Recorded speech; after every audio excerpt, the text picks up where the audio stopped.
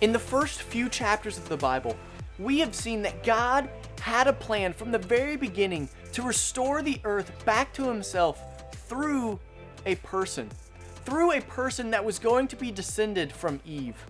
And this man, he was going to be one that was going to walk faithfully with God. One that sin wasn't going to rule in his life, but that he was going to stay close to God because God is the source of life.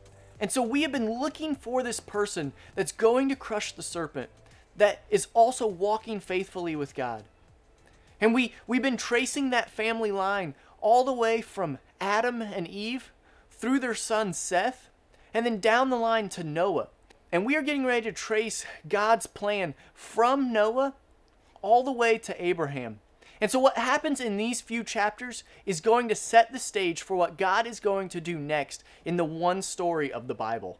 And so we get to this story of Noah and the flood, and the question should be running through our mind of, is Noah the new Adam? Is he going to be the one to crush the serpent's head? And when we are first introduced to Noah, we think that he is going to be the one, that he has finally come to restore the earth. Because he is one who is described as finding favor in the eyes of the Lord. One who is righteous and walks faithfully with God. So everything in this story is leading us to think that Noah is going to be the person. But then we keep reading and we see that Noah, he still dies, and the family line, the storyline of God continues. But before we get to the life of Abraham, we have to go through a couple more genealogies. And so we are tracing the family line of Noah through his three sons. And we're going to see how his family line leads to all of the nations of the earth. And in this case, when we look at the genealogy of the descendants of Noah, it's going to highlight a key story and a key place that are going to become a major theme in the rest of the Bible. And so the first son that it traces the descendants through is his son Japheth. And in there, it doesn't really spend much time. It gives the family lines, and then it moves on to his son Ham. So Noah's third son, Shem, it traces his descendants. It actually kind of goes through it twice. It goes through his family line, and then it gives us the story of the Tower of Babel, and then it traces the line of Shem again, but only through a different descendant. And so the story of the Tower of Babel is the story that's sandwiched between the two different genealogy lists of Noah's son Shem. So why is this story sandwiched here between the two genealogy lists of Noah's son Shem? Well, we see that this first genealogy list, it gets traced through Shem, through Eber's son Joktan, and it leads us to the Tower of Babel.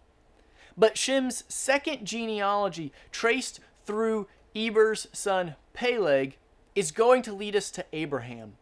And so once again, we have this contrasting image of one family line leads us to the Tower of Babel, where the humans were trying to self-glorify and have all the power and prestige for themselves, wherein the other family line is going to lead us to Abraham, and that God is going to bless the world through Abraham.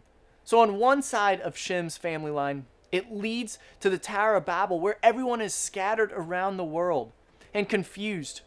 But on the other side of Shem's family line, it's going to lead us to all of the nations eventually being blessed through Abraham's descendant, which is going to be Jesus.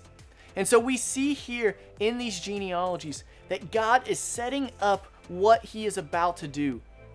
That although that there has been confusion and chaos through the scattering of the nations, that God is bringing about the future descendant of Eve, not just through Seth, not just through the family line of Noah, but through the family line of Abraham.